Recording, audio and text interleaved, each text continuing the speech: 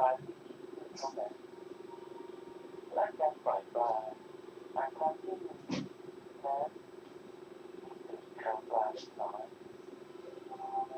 เหมาะกับภาชนะเก็บน้ำที่ไม่ใช่น้ำน้ำใช้ปล่อยปลาตีลูกน้ำในภาชนะที่มีน้ำขังกระถางต้นไม้และอ่างบัวจะช่วยควบคุมสารน้ำส้มควันน้ำน้ำส้มควันน้ำสามารถใช้ป้องกันการวางไข่ของมันในแหล่งน้ำและป้องกันการเลี้ยงสัตว์เลี้ยงได้โดยใช้น้ำส้มควันผสมกับน้ำในอัตราส่วน2 ช้อนโต๊ะต่อน้ำเปล่าใส่ในกระบอกฉีดน้ำน้ำเป็นฉีดพ่นตามตัวสัตว์เลี้ยงให้ทั่วระวังอย่าให้เข้าตาสัตว์เลี้ยงจะช่วยป้องกันและขับไล่ยุงรวมทั้งเหลือบไหลให้กับสัตว์เลี้ยงได้นอกจากนี้การนำไปฉีดตามข้อสัตว์เลี้ยงและแหล่งน้ำขังยังสามารถทำลายแหล่งเพาะพันธุ์ยุงและยับยั้งการวางไข่ของยุงได้อีกด้วยน้ำส้มควันน้ำป้องกันยุงลายสบายใจไร้สาเหตุคาราโมนไล่ยุงยุงจะไม่ค่อยชอบกลิ่นสมุนไพรแรงแรงถ้าได้กลิ่นสมุนไพรที่มีกลิ่นแรงยุงจะไม่เข้ามาใกล้ดังนั้นการแขวนกระบูนแขวนไว้ภายในบ้านที่ของกระบูนจะช่วยให้ยุงวิ่งหนีออกไปแขวนถูกกระบูนช่วยไล่ยุงวิ่งหนีออกไปร่วมกับการหมั่นดูแลภาชนะไม่ให้มีน้ำขังที่ลดแหล่งเผาผลาญต่างๆครับตอนนี้เราไปฟังเพลงเพราะๆของทางรายการกันก่อนนะครับ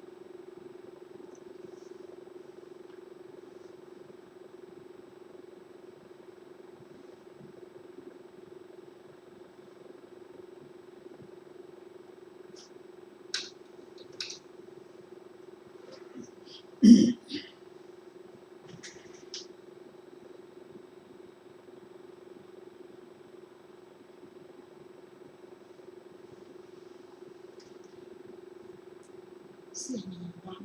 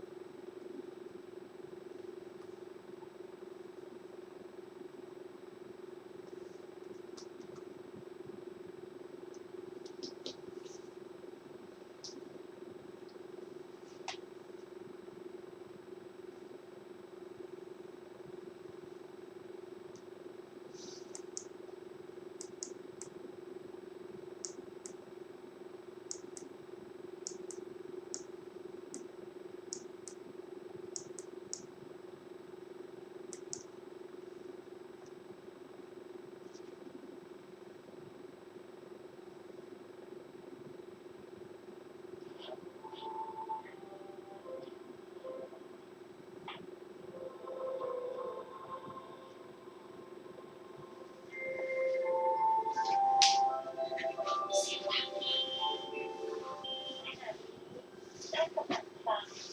สถานีวิทยุกระจายเสียง FM 104.5 เมกะเฮิรตซ์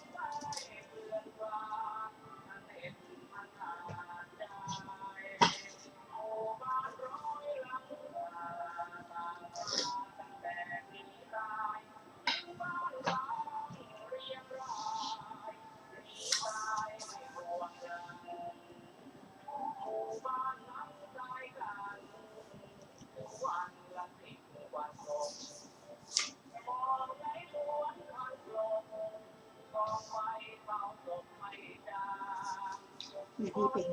ภาษี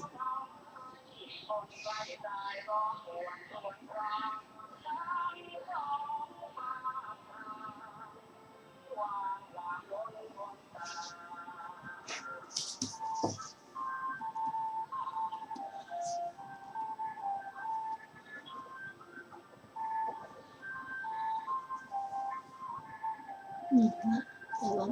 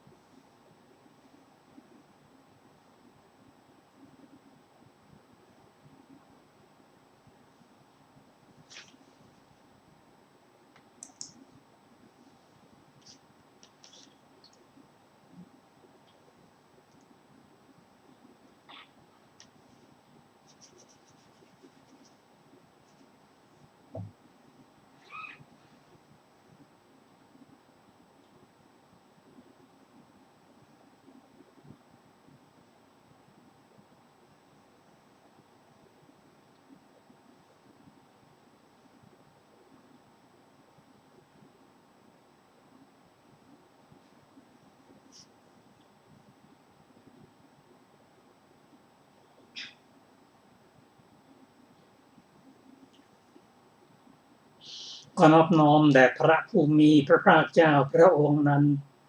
ซึ่งเป็นผู้ไกลจากกิเลสตรัสรู้ชอบได้โดยพระองค์เอง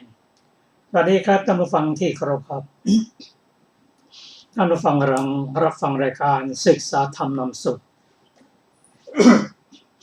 มีเสนอท่านผู้ฟังทุกวันศุกร์ตั้งแต่เวลา 14 นาฬิกาถึง 15 นาฬิกาดำเนินรายการโดยกระผมเอกธนัทเดชะมีอาจารย์สุรภาเดชะเป็นผู้ร่วมรายการ วันนี้เราได้นำพระไตรปิฎกฉบับอรรถกถาเล่มที่31มาศึกษากันในสังยุตตนิกายอิทธิบาทสังยุตซึ่งเราได้ศึกษาติดต่อกันมาอิทธิบาท4เป็นหนึ่งในหมวดธรรมของโพธิปักขิยธรรม37ซึ่งเริ่มต้นด้วยสติปัฏฐาน4สัมมาปัฏฐาน4อิทธิบาท4อินทรีย์5พละ5โพชฌงค์7และมรรคมีองค์8อิทธิบาท4นี้ พระองค์ตรัสว่าผู้เจริญอิทธิบาท4ย่อมยังฤทธิ์ให้เกิดขึ้นจะทำบุคคลคนเดียวให้เป็นหลายคนก็ได้หลายคนเป็นคนเดียวก็ได้หายตัวก็ได้เดินบนผิวน้ำก็ได้ไปด้วยกายถึงพรหมโลกก็ได้ผู้เจริญอิทธิบาท4ย่อมได้ฤทธิ์ซึ่งพระผู้เจ้าตรัสว่าภิกษุทั้งหลายโมคคัลลานะเจริญอิทธิบาท4จึงแสดงฤทธิ์หลายประการตถาคตก็เช่นเดียวกันเจริญอิทธิบาท4แสดงฤทธิ์ได้เป็นจำนวนมากผู้เจริญอิทธิบาท4นั้นนอกจากจะแสดงฤทธิ์แล้วยังเข้าถึงเจโตวิมุตติหลุดพ้นด้วยเจโตวิมุตติอาสวะไม่ได้ผู้เจริญอิทธิบาท4เจริญได้มากแล้วย่อมเข้าถึงปัญญาวิมุตติอันหาอาสวะไม่ได้อานิสงส์ของอิทธิบาท4นั้นผู้เจริญพึงหวังได้2ประการคือเป็นพระอรหันต์หรือไม่ก็ถ้ายังละไม่ได้บางส่วนก็เป็นพระอนาคามีทั้งหมดนี้เป็นเรื่องของอิทธิบาท4รายละเอียดนั้นท่านจะรับฟังว่าในการแสดงฤทธิ์ในพระสูตรที่ชื่อว่าอโยคุลสูตรก็ขอเชิญอาจารย์สุนภา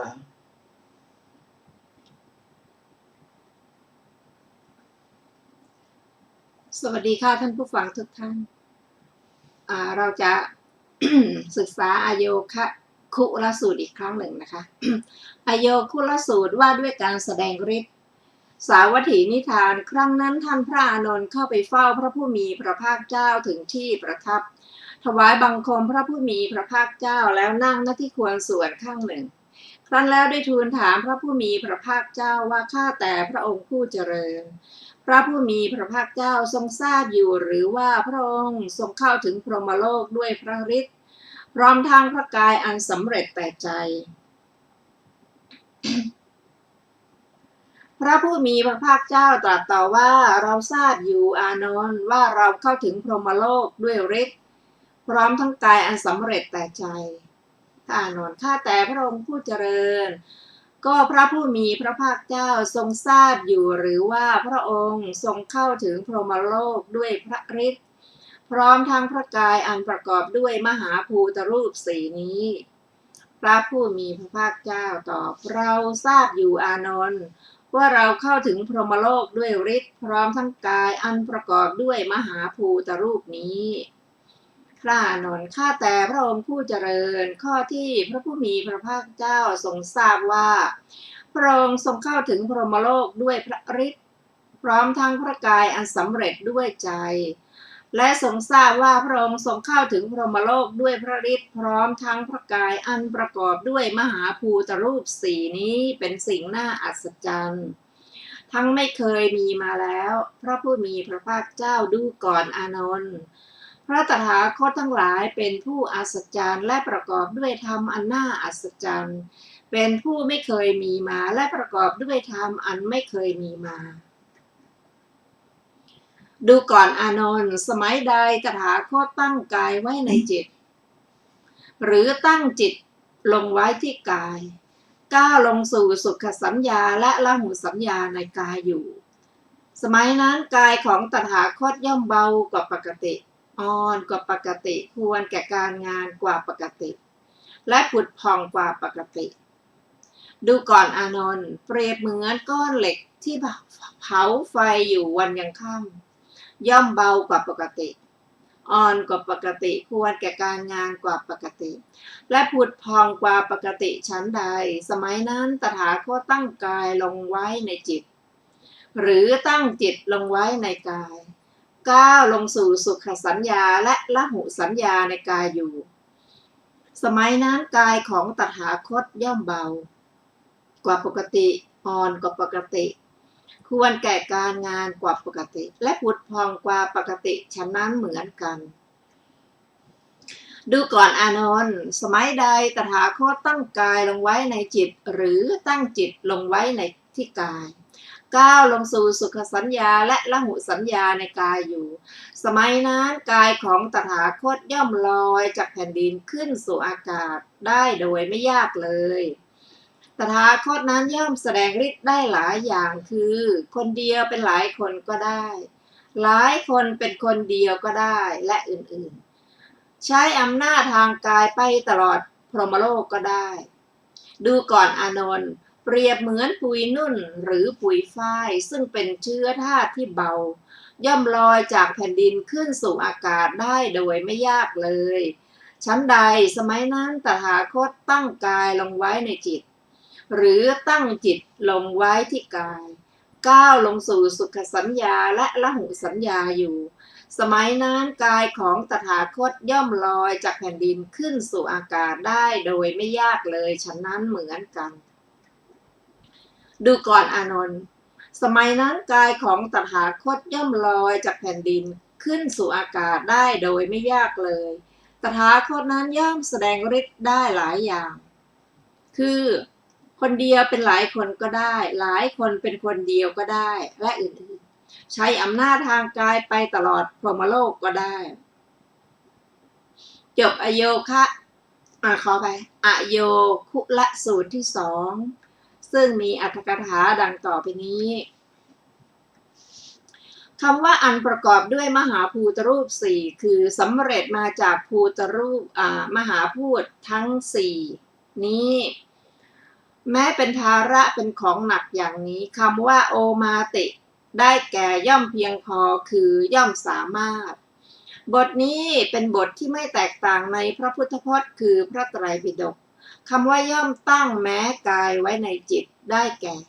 ถือเอากายมาไว้ในจิตคือทำให้อาศัยจิตส่งไปในคติของจิตที่ชื่อว่าจิตหมายเอามหคตจิตการไปของคติแห่งจิตย่อมเป็นของเบาเร็วคำว่าย่อมตั้งแม้จิตไว้ในกายได้แก่ยกเอาจิตมาไว้ในกายคือทำให้อาศัยกายส่งไปในคติของกาย รัชกายชื่อว่ากาย การไปของคติแห่งกายเป็นของช้าคำว่าสุขสัญญาและละหุสัญญาหมายถึงสัญญาที่เกิดพร้อมกับอภิญญาจิตจึงอยู่สัญญานั้นเพราะประกอบด้วยสุขสงบจึงชื่อว่าสุขสัญญาและเพราะไม่มีความประพฤติชักช้าเพราะกิเลสจึงชื่อว่าละหุสัญญา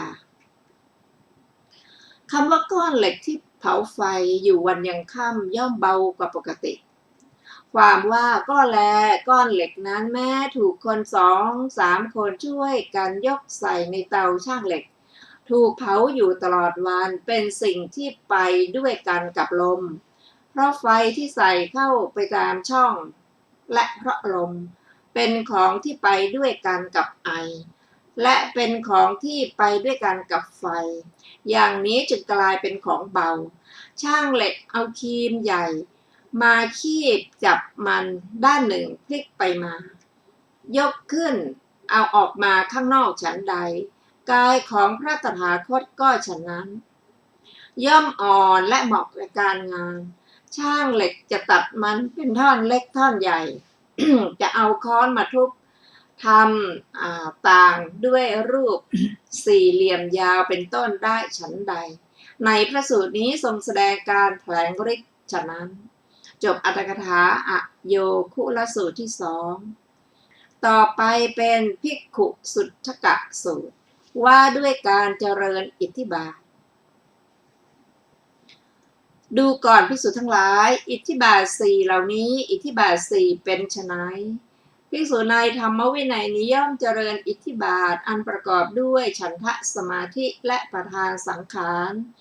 วิริยะสมาธิจิตตสมาธิวิมังสาสมาธิและประธานสังขารดูก่อนภิกษุทั้งหลายอิทธิบาท8เหล่านี้แลอิทธิบาท4เหล่านี้แลดูก่อนภิกษุทั้งหลายเพราะได้เจริญกระทำให้มากซึ่งอิทธิบาท4เหล่านี้แลภิกษุจึงกระทำให้แจ้งซึ่งเจโตวิมุตติปัญญาวิมุตติอันหาอาสวะมิได้เพราะอาสวะทั้งหลายสิ้นไปด้วยปัญญาอันยิ่งเองในปัจจุบันเข้าถึงอยู่จบภิกขุสุทธกะสูตรที่3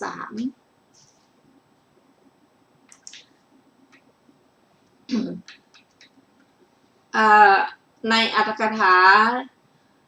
กล่าวว่าทรงตรัสฤทธิ์ที่มีวิวัตตะเป็นบาทต่อไปเป็นปฐมพลสูตรเจริญอิทธิบาทหวังผลได้2อย่าง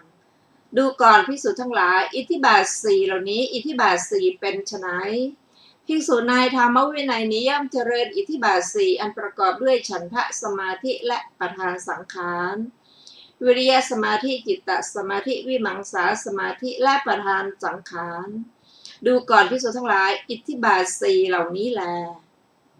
ดูก่อนภิกษุทั้งหลายเพราะได้เจริญได้กระทำให้มากซึ่งอิทธิบาท4เหล่านี้แลภิกษุพึงหวังผลได้2อย่างใดอย่างหนึ่งคืออรหัตผลในปัจจุบันหรือเมื่อยังมีความถือมั่นเหลืออยู่เป็นพระอนาคามีจบปฐมพลสูตรที่4ต่อไปเป็นอรรถกถาของสูตรนี้กล่าวว่า ในปฐมพลสูตรที่4ก็อย่างนั้นอีกอย่างหนึ่งตั้งแต่ผล2เป็นต้นไปทรงแสดงเครื่องรองรับฤทธิ์ที่เจือปนกันไว้ในหนหลังทรงแสดงบุพภาคในผลทั้ง7อีก4สูตรมีสูตรที่7เป็นต้นก็มีทำนองอย่างที่กล่าวไว้ในหนหลังแล้วแลจบอรรถกถาปฐมพลสูตรที่4เป็นต้นต่อไปเป็นทุติยพลสูตรว่าด้วยพลานิสงส์7ดูก่อนภิกษุทั้งหลายอิทธิบาท4เหล่านี้อิทธิบาท4เป็นไฉนภิกษุในธรรมวินัยนี้ย่อมเจริญอิทธิบาทอันประกอบด้วยฉันทะสมาธิและประธานสังขารวิริยะสมาธิจิตตสมาธิวิมังสาสมาธิและประธานสังขารดูก่อนภิกษุทั้งหลายอิทธิบาท4เหล่านี้แล ดูก่อนภิกษุทั้งหลายเพราะได้เจริญได้กระทำให้มากซึ่งอิทธิบาท4เหล่านี้แลภิกษุพึงหวังได้พลานิสงส์7ประการพลานิสงส์7ประการเป็นไฉนคือ จะได้ชมอรหัตผลในปัจจุบันก่อนหนึ่งถ้าไม่ได้ชมอรหัตผลในปัจจุบันก่อนจะได้ชมเวลาใกล้ตายหนึ่งถ้าในปัจจุบันไม่ได้ชมในเวลาใกล้ตายก็ไม่ได้ชมไซร้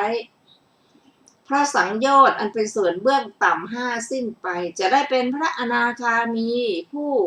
อันตราปรินิพพายีหนึ่งผู้อุปหัจจะปรินิพพายีหนึ่งผู้อสังขาระปรินิพพายีหนึ่งผู้สสังขารปรินิพพายีหนึ่งผู้อุทังโสโตอักกนิฏฐคามีหนึ่งดูก่อนภิกษุทั้งหลายเพราะได้เจริญได้กระทำให้มากซึ่งอิทธิบาท4เหล่านี้แลภิกษุพึงหวังได้พลานิสงส์7ประการเหล่านี้แลจบทุติยพละสูตรที่5ต่อไปเป็นปฐมอานันทสูตรว่าด้วยปฏิปทาที่จะให้ถึงอิทธิบาทสาวัตถีนิทานครั้งนั้นท่านพระอานนท์เข้าไปเฝ้าพระผู้มีพระภาคเจ้าถึงที่ประทับถวายบังคมพระผู้มีพระภาคเจ้าแล้วนั่งณที่ควรส่วนข้างหนึ่งครั้นแล้วได้ทูลถามพระผู้มีพระภาคเจ้าว่าข้าแต่พระองค์ผู้เจริญอิทธิบาทเป็นไฉนอิทธิบาทเป็นไฉนอิทธิบาทภาวนาเป็นไฉนปฏิปทาที่จะทำให้ถึงอิทธิบาทภาวนาเป็นไฉนพระผู้มีพระภาคเจ้าตรัสตอบว่าดูก่อนอานนท์ภิกษุในธรรมวินัยนี้ย่อมแสดงฤทธิ์ได้หลายอย่างคือคนเดียวเป็นหลายคนก็ได้หลายคนเป็นคนเดียวก็ได้และอื่นๆใช้อำนาจทางกายไปตลอดพรหมโลกก็ได้นี้เรียกว่าอิทธิก็อิทธิบาทเป็นไฉนบรรดาอันใดปฏิปทาอันใดย่อมเป็นไปเพื่อได้ฤทธิ์เพื่อได้เฉพาะฤทธิ์นี้เรียกว่าอิทธิบาทก็อิทธิบาทภาวนาเป็นไฉนภิกษุในธรรมวินัยนี้ย่อมเจริญอิทธิบาทอันประกอบด้วยฉันทะสมาธิและประธานสังขารย่อมประกอบอิทธิบาทอันประกอบด้วยวิริยะสมาธิจิตตสมาธิวิมังสาสมาธิและประธานสังขารนี้เรียกว่าอิทธิบาทภาวนาปฏิปทาที่จะถึงอิทธิบาทภาวนาเป็นไฉนอริยมรรคประกอบด้วยองค์8นี่แหละคือสัมมาทิฏฐิจนถึงสัมมาสมาธินี้เรียกว่าปฏิปทาที่จะให้ถึงอิทธิบาทภาวนาจบปฐมอานันทสูตรที่6ต่อไปเป็นทุติยอานันทสูตรว่าด้วยอิทธิฤทธิ์พระผู้มีพระภาคเจ้าได้ตรัสถามท่านพระอานนท์ผู้นั่งอยู่ณที่ควรส่วนข้างหนึ่งว่าดูก่อนอานนท์อิทธิเป็นไฉนอิทธิบาทเป็นไฉนอิทธิบาทภาวนาเป็นไฉนปฏิปทาที่จะให้ถึงอิทธิบาทภาวนาเป็นไฉนท่านพระอานนท์กราบทูลว่าข้าแต่พระองค์ผู้เจริญธรรมของข้าพระองค์ทั้งหลายมีพระผู้มีพระภาคเจ้าเป็นรากฐานและอื่นๆพระผู้มีพระภาคเจ้าดูก่อนอานนท์ภิกษุในธรรมวินัยนี้ย่อมแสดงฤทธิ์ได้หลายอย่างคือคนเดียวเป็นหลายคนก็ได้หลายคนเป็นคนเดียวก็ได้และอื่นๆใช้อำนาจทางกายไปตลอดพรหมโลกก็ได้นี้เรียกว่าอิทธิก็อิทธิบาทเป็นไฉนบรรดาอันใดปฏิภาอันใดย่อมเป็นไปเพื่อได้ฤทธิ์เพื่อได้เฉพาะฤทธิ์นี้เรียกว่าอิทธิบาทก็อิทธิบาทภาวนาเป็นไฉนภิกษุในธรรมวินัยนี้ย่อมเจริญอิทธิบาทอันประกอบด้วยฉันทะสมาธิและประธานสังขารย่อมเจริญอิทธิบาทอันประกอบด้วยวิริยะสมาธิจิตตสมาธิวิมังสาสมาธิและประธานสังขารนี้เรียกว่าอิทธิบาทภาวนาก็ปฏิปทาที่จะให้ถึงอิทธิบาทภาวนาเป็นไฉนอริยมรรคประกอบด้วยองค์8นี่แหละคือสัมมาทิฏฐิจนถึงสัมมาสมาธินี้เรียกว่าปฏิปทาที่จะให้ถึงอิทธิบาทภาวนาจบทุติยอานันทสูตรที่7ต่อไปเป็นปฐมภิกขุสูตรว่าด้วยอิทธิฤทธิ์ ครั้งนั้นภิกษุทั้งหลายเข้าไปเฝ้าพระผู้มีพระภาคเจ้าถึงที่ประทับถวายบังคมพระผู้มีพระภาคเจ้าแล้วนั่งณที่ควรส่วนข้างหนึ่งครั้นแล้วได้ทูลถามพระผู้มีพระภาคเจ้าว่าข้าแต่พระองค์ผู้เจริญอิทธิเป็นไฉนอิทธิบาทเป็นไฉนอิทธิบาทภาวนาเป็นไฉนปฏิปทาที่จะให้ถึงอิทธิบาทภาวนาเป็นไฉนพระผู้มีพระภาคเจ้าตรัสตอบว่าดูก่อนภิกษุทั้งหลายภิกษุในธรรมวินัยนี้ย่อมแสดงฤทธิ์ได้หลายอย่างคือคนเดียวเป็นหลายคนก็ได้หลายคนเป็นคนเดียวก็ได้และอื่นๆใช้อำนาจทางกายเป็นไปตลอดพรหมโลกก็ได้นี้เรียกว่าอิทธิก็อิทธิบาทเป็นไฉนมรรคาอันใดปฏิปทาอันใดย่อมเป็นไปเพื่อได้ฤทธิ์เพื่อได้เฉพาะฤทธิ์นี้เรียกว่าอิทธิบาทก็อิทธิบาทภาวนาเป็นไฉนภิกษุในธรรมวินัยนี้ย่อมเจริญอิทธิบาทอันประกอบด้วยฉันทะสมาธิและประธานสังขารย่อมเจริญอิทธิบาทอันประกอบด้วยวิริยะสมาธิจิตตสมาธิวิมังสาสมาธิและประธานสังขารนี้เรียกว่าอิทธิบาทภาวนาก็ปฏิปทาที่จะให้ถึงอิทธิบาทภาวนาเป็นไฉนอริยมรรคประกอบด้วยองค์8นี่แหละคือสัมมาทิฏฐิจนถึงสัมมาสมาธินี้เรียกว่าปฏิปทาที่จะให้ถึงอิทธิบาทภาวนาจบปฐมภิกขุสูตรที่8ต่อไปเป็นทุติยภิกขุสูตรว่าด้วยอิทธิฤทธิ์ครั้งนั้นภิกษุหลายรูปเข้าไปเฝ้าพระผู้มีพระภาคเจ้าถึงที่ประทับ พระผู้มีพระภาคเจ้าได้ตรัสถามภิกษุเหล่านั้นว่าดูก่อนภิกษุทั้งหลายอิทธิเป็นไฉนอิทธิบาทเป็นไฉนอิทธิบาทภาวนาเป็นไฉนปฏิปทาที่จะให้ถึงอิทธิบาทภาวนาเป็นไฉนภิกษุทั้งหลายกราบทูลว่าข้าแต่พระองค์ผู้เจริญธรรมทั้งหลายของข้าพระองค์ทั้งหลายมีพระผู้มีพระภาคเจ้าเป็นรากฐาน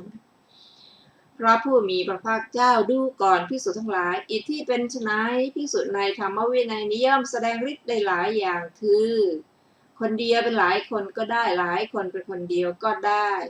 และอื่นๆใช้อำนาจทางกายไปตลอดพรหมโลกก็ได้นี้เรียกว่าอิทธิก็อิทธิบาทเป็นไฉนบรรดามรรคอันใดปฏิปทาอันนั้นย่อมเป็นไปเพื่อได้ฤทธิ์เพื่อได้เฉพาะฤทธิ์นี้เรียกว่าอิทธิบาท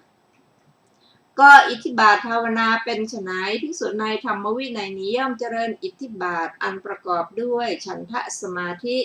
และประธานสังขารย่อมเจริญอิทธิบาทอันประกอบด้วยวิริยะสมาธิจิตตสมาธิวิมังสาสมาธิและประธานสังขารนี้เรียกว่าอิทธิบาทภาวนาก็ปฏิปทาที่จะให้ถึงอิทธิบาทภาวนาเป็นไฉนอริยมรรคประกอบด้วยองค์8นี้แหละคือสัมมาทิฏฐิจนถึงสัมมาสมาธินี้เรียกว่าปฏิปทาที่จะให้ถึงอิทธิบาทภาวนาจบทุติยภิกขุสูตรที่9ต่อไปเป็นโมคคัลลานสูตรสรรเสริญพระโมคคัลลานะว่าด้วยมีฤทธิ์มากณที่นั้นแลพระผู้มีพระภาคเจ้าตรัสเรียกภิกษุทั้งหลายมาแล้วตรัสว่าดูก่อนภิกษุทั้งหลายเธอทั้งหลายจะสำคัญความข้อนั้นเป็นไฉนภิกษุโมคคัลลานะมีฤทธิ์มากอย่างนี้มีอานุภาพมากอย่างนี้เพราะได้เจริญได้กระทำให้มากซึ่งธรรมเหล่าไหนภิกษุทั้งหลายกราบทูลว่าข้าแต่พระองค์ผู้เจริญธรรมทั้งหลายของข้าพระองค์ทั้งหลายมีพระผู้มีพระภาคเจ้าเป็นรากฐานพระผู้มีพระภาคเจ้าดูก่อนภิกษุทั้งหลายภิกษุโมคคัลลานะมีฤทธิ์มากอย่างนี้มีอานุภาพมากอย่างนี้เพราะได้เจริญได้กระทำให้มากซึ่งอิทธิบาท4อิทธิบาท4เป็นไฉนภิกษุโมคคัลลานะย่อมเจริญอิทธิบาทอันประกอบด้วยฉันทะสมาธิและประธานสังขารดังนี้ว่าฉันทะของเราจักไม่ย่อหย่อนเกินไปไม่ต้องประคองเกินไปไม่หดหู่ในภายในไม่ฟุ้งซ่านเป็นในภายนอกและเธอนี่มีความสำคัญในเบื้องหลังและเบื้องหน้าอยู่ว่าเบื้องหน้าฉันใดเบื้องหลังก็ฉันนั้นเบื้องหลังฉันใดเบื้องหน้าก็ฉันนั้น เบื้องล่างฉันใดเบื้องบนก็ฉันนั้นเบื้องบนฉันใดเบื้องล่างก็ฉันนั้นกลางวันฉันใดกลางคืนก็ฉันนั้นกลางคืนฉันใดย่อมกลางวันก็ฉันนั้นเธอมีใจเปิดเผยไม่มีอะไรหุ้มห่ออบรมจิตให้สว่างอยู่เจริญอิทธิบาทอันประกอบด้วยวิริยะสมาธิจิตตสมาธิวิมังสาสมาธิและประธานสังขารดังนี้ว่าวิมังสาของเราจักไม่ย่อหย่อนเกินไปไม่ต้องประคองเกินไปเธอมีใจเปิดเผยไม่มีอะไรหุ้มห่ออบรมจิตให้สว่างอยู่ดูก่อนภิกษุทั้งหลายภิกษุโมคคัลลานะมีฤทธิ์มากอย่างนี้มีอานุภาพมากอย่างนี้เพราะได้เจริญได้กระทำให้มากซึ่งอิทธิบาทสี่เหล่านี้แลดูก่อนภิกษุทั้งหลายอันหนึ่งภิกษุโมคคัลลานะแสดงฤทธิ์ได้หลายอย่างคือคนเดียวละเป็นหลายคนก็ได้หลายคนเป็นคนเดียวก็ได้และอื่นๆนะคะใช้อำนาจทางกายไปตลอดพรหมโลกก็ได้เพราะได้เจริญได้กระทำให้มากซึ่งอิทธิบาทสี่เหล่านี้ดูก่อนภิกษุทั้งหลายอันหนึ่งภิกษุโมคคัลลานะย่อมกระทำให้แจ้งซึ่งเจโตวิมุตติปัญญาวิมุตติอันหาอาสวะมิได้เพราะอาสวะทั้งหลายสิ้นไปด้วยปัญญาอันยิ่งเองในปัจจุบันเข้าถึงอยู่เพราะได้เจริญได้กระทำให้มากซึ่งอิทธิบาทสี่เหล่านี้จบโมคคัลลานสูตรที่10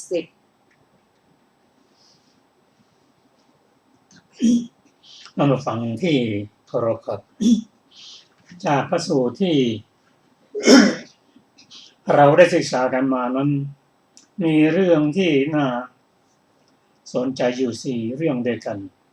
โดยเฉพาะ คำว่าอิทธิบาทภาวนาและปฏิปทาเพื่อเข้าถึงอิทธิบาทภาวนาอธิบายพระสูตรนี้อธิบายว่าภิกษุในธรรมวินัยนี้ท่านแสดงฤทธิ์ได้หลายประการแสดงคนเดียวเป็นหลายคนก็ได้หลายคนเป็นคนเดียวก็ได้หรือหมายตัวเดินอยู่บนผิวน้ำแม้กระทั่งเข้าสู่พรหมโลกก็ได้อันนี้เรียกว่าอิทธิส่วนอิทธิบาทนั้นหมายถึงทางบรรดาอันใดปฏิปทาอันใดเพื่อให้ได้ฤทธิ์นั้นเพื่อให้ได้เฉพาะซึ่งฤทธิ์นั้นเรียกว่าอิทธิบาทส่วนคำว่า อิทธิบาทภาวนานั้นได้แก่ภิกษุในธรรมวินัยนี้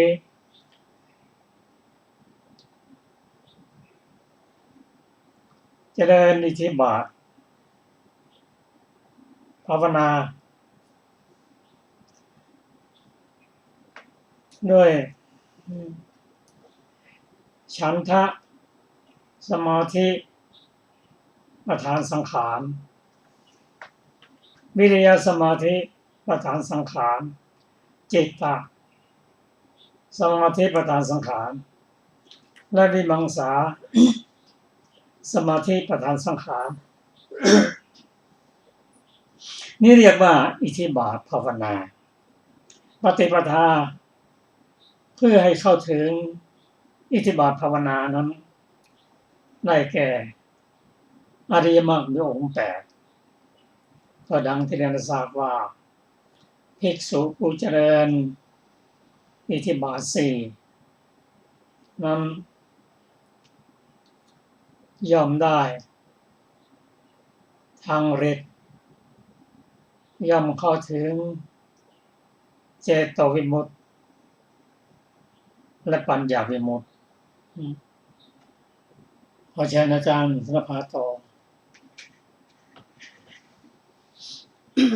ต่อไปเป็นตถาคตสูตรพระตถาคตมีฤทธิ์มากณที่นั้นแลพระผู้มีพระภาคเจ้าตรัสเรียกภิกษุทั้งหลายมาแล้วตรัสถามว่าดูก่อนภิกษุทั้งหลายเธอทั้งหลายจะสำคัญความข้อนั้นเป็นไฉนตถาคตมีฤทธิ์มากอย่างนี้มีอานุภาพมากอย่างนี้เพราะได้เจริญได้กระทำให้มากซึ่งธรรมเหล่าไหนภิกษุทั้งหลายกราบทูลว่าข้าแต่พระองค์ผู้เจริญธรรมทั้งหลายของข้าพระองค์ทั้งหลายมีพระผู้มีพระภาคเจ้าเป็นรากฐานพระผู้มีพระภาคเจ้าตรัสดูก่อนภิกษุทั้งหลายตถาคตมีฤทธิ์มากอย่างนี้มีอานุภาพมากอย่างนี้เพราะได้เจริญได้กระทำให้มากซึ่งอิทธิบาทสี่เป็นไฉนตถาคตย่อมเจริญอิทธิบาทอันประกอบด้วยฉันทะสมาธิและประธานสังขารดังนี้ว่าฉันทะของเราจักไม่ย่อหย่อนเกินไปไม่ต้องประคองเกินไปไม่หดหู่ในภายในไม่ฟุ้งซ่านไปในภายนอกและตถาคตมีความสำคัญในเบื้องหน้าและเบื้องหลังอยู่ว่าเบื้องหน้าฉันใดเบื้องหลังก็ฉันนั้นเบื้องหลังฉันใดเบื้องหน้าก็ฉันนั้นเบื้องล่างฉันใดเบื้องบนก็ฉันนั้น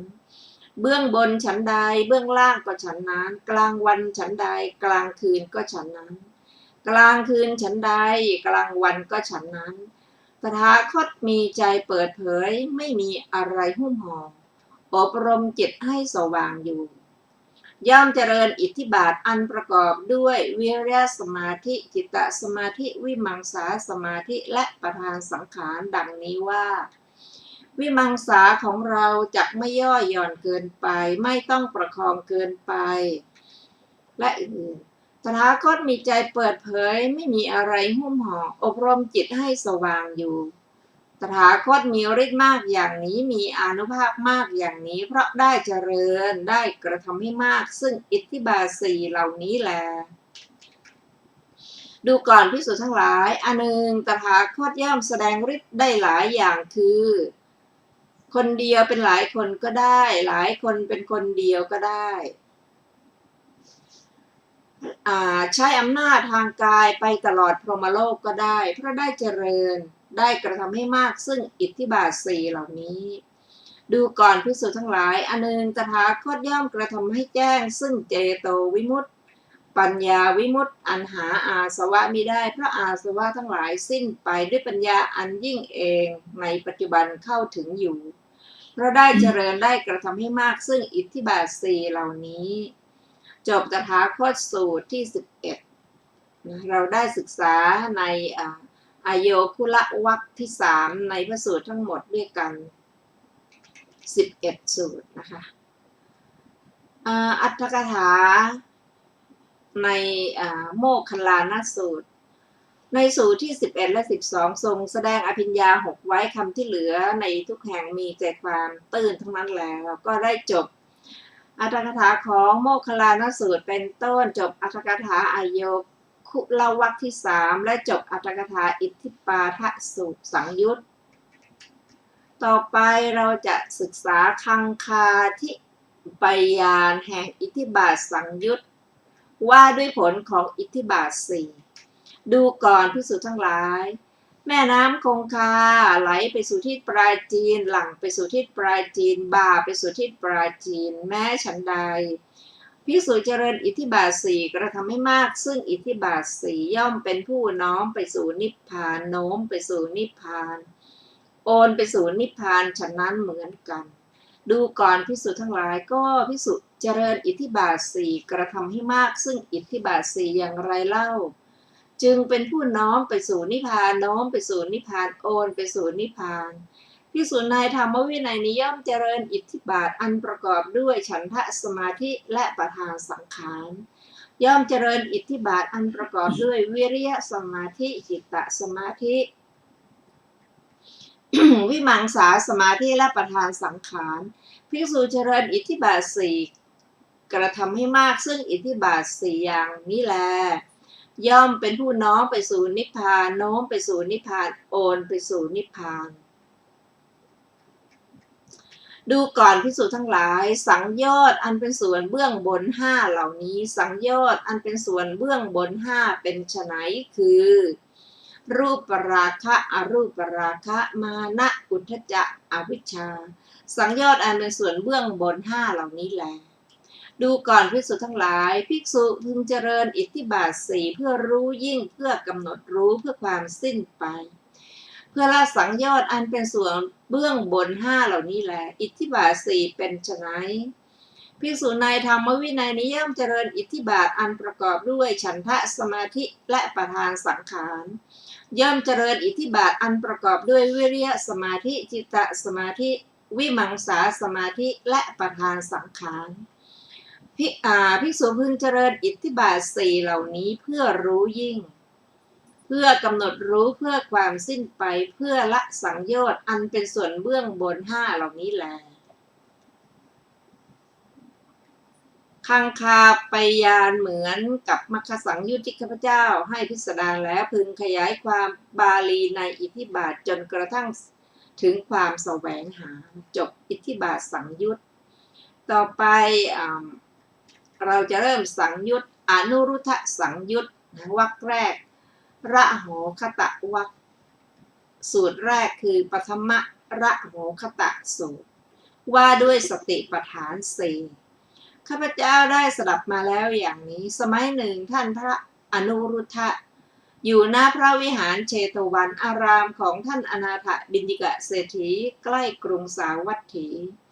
ครั้งนั้นแลท่านพระอนุรุทธะหลีกเร้นอยู่ในที่ลับได้เกิดความปริวิตกขึ้นในใจอย่างนี้ว่าสติปัฏฐานสี่อันชนเหล่าใดเหล่าหนึ่งเบื่อแล้วชนเหล่านั้นชื่อว่าเบื่ออริยมรรคที่จะให้ถึงความสิ้นทุกข์โดยชอบสติปัฏฐานสี่อันชนเหล่าใดเหล่าหนึ่งปรารภแล้วชนเหล่านั้นชื่อว่าปรารภอริยมรรคที่จะให้ถึงความสิ้นทุกข์โดยชอบลำดับนั้นท่านพระมหาโมคคัลลานะรู้ความปริวิตกในใจของท่านพระอนุรุทธะด้วยใจจึงไปปรากฏในที่เฉพาะหน้าท่านอนุรุทธะเหมือนบุรุษมีกำลังเหยียดแขนที่คู่หรือคู่แขนที่เหยียดฉะนั้นครั้งนั้นท่านพระมหาโมคคัลลานะได้ถามท่านพระอนุรุทธะว่าดูก่อนท่านอนุรุทธะด้วยเหตุเพียงเท่าไรหนอภิกษุจึงจะชื่อว่าปรารภสติปัฏฐานสี่ท่านพระอนุรุทธะตอบว่าดูก่อนผู้มีอายุภิกษุในธรรมวินัยนี้ย่อมพิจารณาเห็นธรรมคือความเกิดขึ้นในภายในอยู่ความเกิดขึ้นในกายในภายในอยู่พิจารณาเห็นธรรมคือความเสื่อมไปในกายอยู่พิจารณาเห็นธรรมคือความเกิดขึ้นและความเสื่อมไปในกายภายในอยู่มีสัมปชัญญะมีสติพึงกำจัดอภิชฌาและโทมนัสในโลกเสียได้ย่อมพิจารณาเห็นธรรมคือความเกิดขึ้นในกายในภายนอกอยู่พิจารณาเห็นธรรมคือความเสื่อมไปในกายในภายนอกอยู่พิจารณาเห็นธรรมคือความเกิดขึ้นและความเสื่อมไปในกายในภายนอกอยู่มีความเพียรมีสัมปชัญญะมีสติพึงกำจัดอภิชฌาและโทมนัสในโลกเสียได้ย่อมพิจารณาเห็นธรรมคือ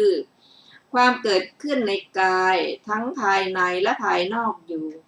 พิจารณาเห็นธรรมคือความเสื่อมไปในกายภายในและภายนอกอยู่พิจารณาเห็นธรรมคือความเกิดขึ้นและความเสื่อมไปในกายทั้งภายในและภายนอกอยู่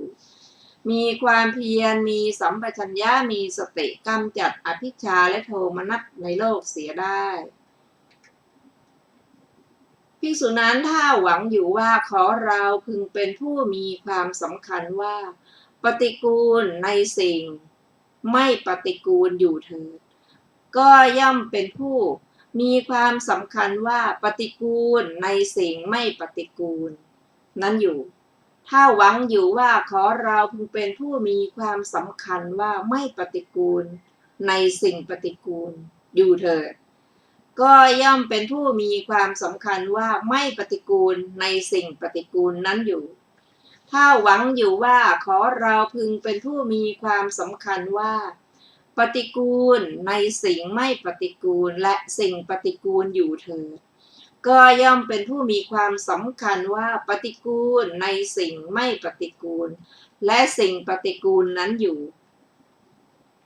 ถ้าหวังอยู่ว่าขอเราพึงเป็นผู้มีความสำคัญว่าไม่ปฏิกูลในสิ่งปฏิกูลหรือสิ่งไม่ปฏิกูลอยู่เถิดก็ย่อมเป็นผู้มีความสำคัญว่าไม่ปฏิกูลในสิ่งปฏิกูลและสิ่งไม่ปฏิกูลนั้นอยู่ถ้าหวังอยู่ว่าขอเราพึงเป็นผู้เว้นขาดสิ่งไม่ปฏิกูลและสิ่งปฏิกูลทั้งสองนั้นแล้วมีอุเบกขามีสติสัมปชัญญะอยู่เถิดก็ย่อมเป็นผู้มีอุเบกขามีสติสัมปชัญญะในสิ่งทั้งสองนั้นอยู่ภิกษุย่อมพิจารณาเห็นธรรมคือความเกิดขึ้นในเวทนาในกายภายในอยู่พิจารณาเห็นธรรมคือความเสื่อมไปในเวทนาในภายในอยู่พิจารณาเห็นธรรมคือความเกิดขึ้นและความเสื่อมไปในเวทนาในภายในอยู่มีความเพียรมีสัมปชัญญะมีสติพึงกำจัดอภิชฌาและโทมนัสในโลกเสียได้ย่อมพิจารณาเห็นธรรมคือความเกิดขึ้นในเวทนาในภายนอกอยู่พิจารณาเห็นธรรมคือความเสื่อมไปในเวทนาในภายนอกอยู่พิจารณาเห็นธรรมคือความเกิดขึ้นและความเสื่อมไปในเวทนาในภายนอกอยู่มีความเพียรมีสัมปชัญญะมีสติพึงกำจัดอภิชฌาและโทมนัสในโลกเสียได้ย่อมพิจารณาเห็นธรรมคือความเกิดขึ้นในเวทนาทั้งภายในและภายนอกอยู่พิจารณาเห็นธรรมคือความเสื่อมไปในเวทนาทั้งภายในและภายนอกอยู่พิจารณาเห็นธรรมคือความเกิดขึ้นและความเสื่อมไปในเวทนาทั้งภายในและภายนอกอยู่มีความเพียรมีสัมปชัญญะมีสติพึงกำจัดอภิชฌาและโทมนัสในโลกเสียได้ภิกษุนั้นถ้าหวังอยู่ว่าขอเราพึงเป็นผู้มีความสำคัญว่าปฏิกูลในสิ่งไม่ปฏิกูลอยู่เถิดก็ย่อมเป็นผู้มีความสำคัญว่าปฏิกูลในสิ่งไม่ปฏิกูลนั้นอยู่และข้อความอื่นๆถ้าหวังอยู่ว่าขอเราพึงเป็นผู้เว้นขาดสิ่งไม่ปฏิกูลและสิ่งปฏิกูลทั้งสองนั้นแล้วมีอุเบกขามีสติสัมปชัญญะอยู่เถิดก็ย่อมเป็นผู้มีอุเบกขามีสติสัมปชัญญะในสิ่งทั้งสองนั้นอยู่ภิกษุย่อมพิจารณาเห็นธรรมคือความเกิดขึ้นในจิตในภายในและข้อความอื่นๆพิจารณาเห็นธรรมคือความเกิดขึ้นและความเสื่อมไปในจิตทั้งภายในและภายนอกอยู่มีความเพียรมีสัมปชัญญะมีสติกำจัดอภิชฌาและโทมนัสในโลกเสียได้ภิกษุนั้นถ้าหวังอยู่ว่าขอเราพึงเป็นผู้มีความสำคัญว่าปฏิกูลในสิ่งไม่ปฏิกูลอยู่เถิดก็ย่อมเป็นผู้มีอุเบกขามีสติสัมปชัญญะในสิ่งทั้งสองนั้นอยู่ ภิกษุย่อมพิจารณาเห็นธรรมคือความเกิดขึ้นในธรรมทั้งหลายในภายในและข้อความอื่นๆพิจารณาเห็นธรรมคือความเกิดขึ้นและความเสื่อมไปในธรรมทั้งหลายทั้งภายในและภายนอกอยู่มีความเพียรมีสัมปชัญญะมีสติพึงกำจัดอภิชฌาและโทมนัสในโลกเสียได้ภิกษุนั้นถ้าหวังอยู่ว่าขอเราพึงเป็นผู้มีความสำคัญว่าปฏิกูลในสิ่งไม่ปฏิกูลอยู่เถิดและข้อความอื่นๆก็ยังเป็นผู้มีอุเบกขามีสติสัมปชัญญะในสิ่งทั้งสองนั้นอยู่ดูก่อนท่านผู้มีอายุด้วยเหตุเพียงเท่านี้แลภิกษุจึงจะชื่อว่าปรารภสติปัฏฐาน4นะก็จบปฐมระโหคตสูตรที่1มีอัตถกถาดังต่อไปนี้คำว่าอันปรารภแล้วคือเต็มที่แล้วก็แลในสูตรนี้ว่าโดยย่อก็คือได้ทรงแสดงวิปัสสนา ที่ให้ถึงความเป็นพระอรหันต์ใน36ฐานะจบอรรถกถาปฐมระโหคตสูตรที่1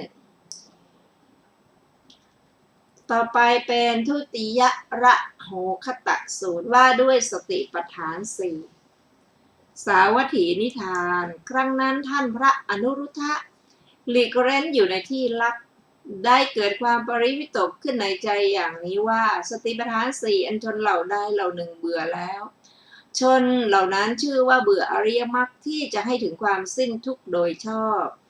สติปัฏฐาน4อันชนเหล่าใดเหล่าหนึ่งปรารภแล้วชนเหล่านั้นชื่อว่าปรารภอริยมรรค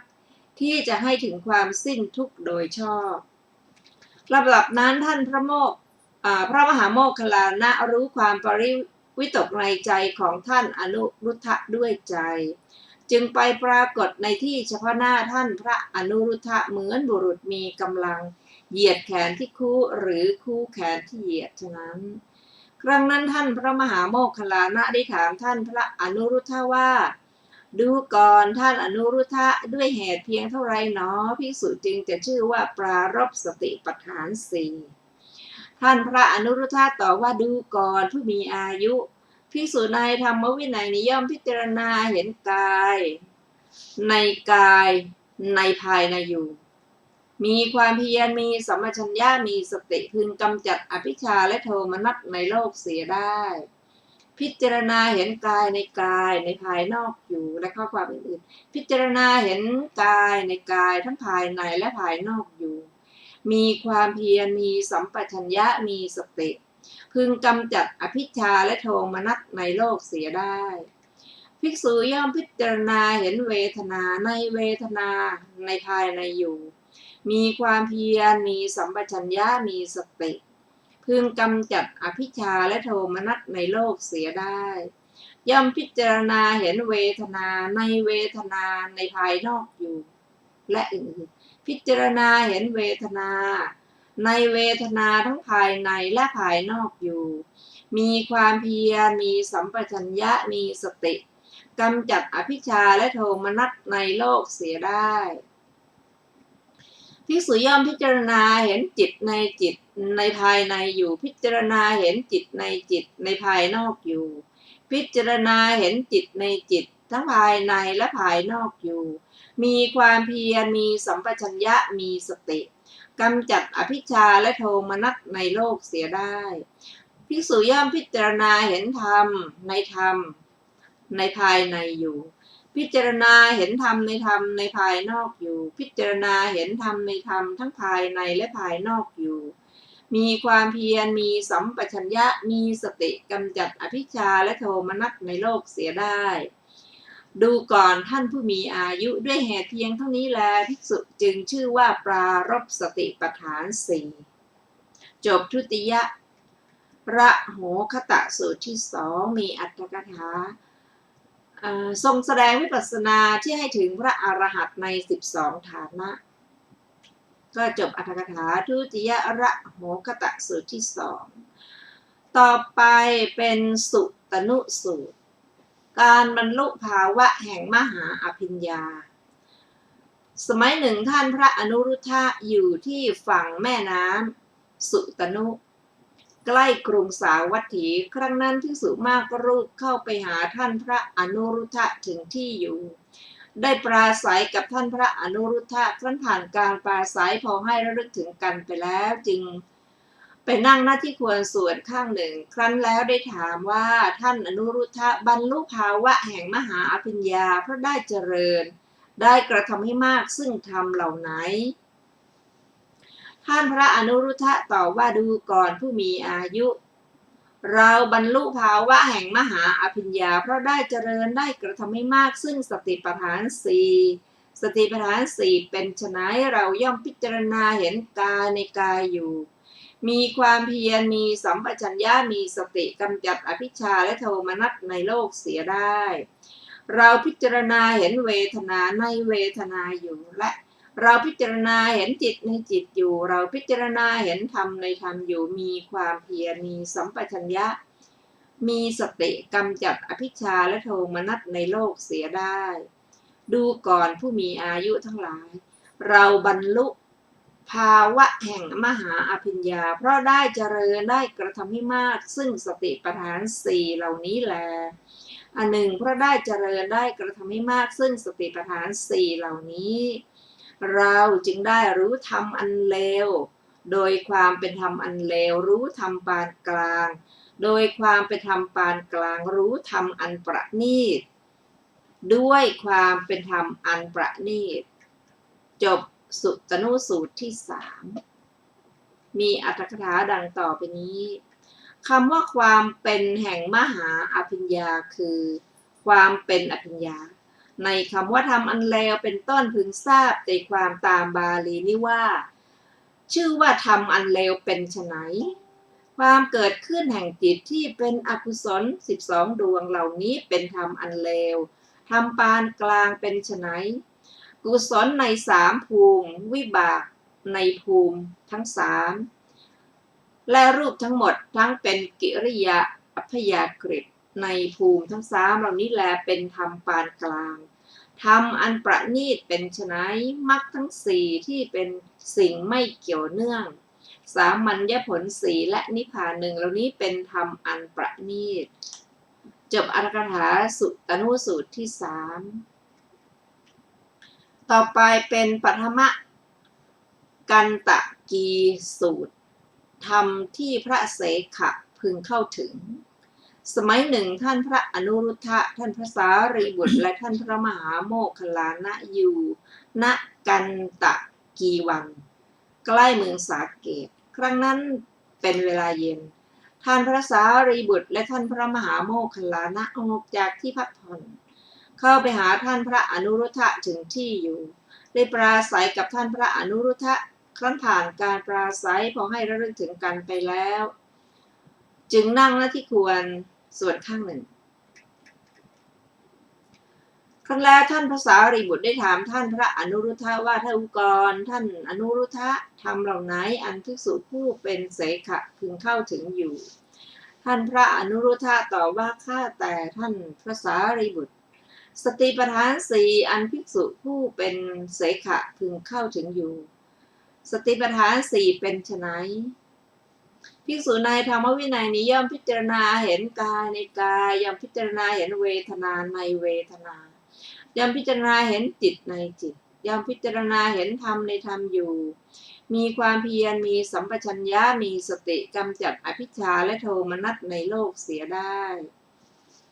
ดูก่อนท่านพระสารีบุตรสติปัฏฐาน4เหล่านี้อันภิกษุผู้เป็นเสขะพึงเข้าถึงอยู่จบปฐมกันตกีสูตรที่4ต่อไปเป็นทุติยกันต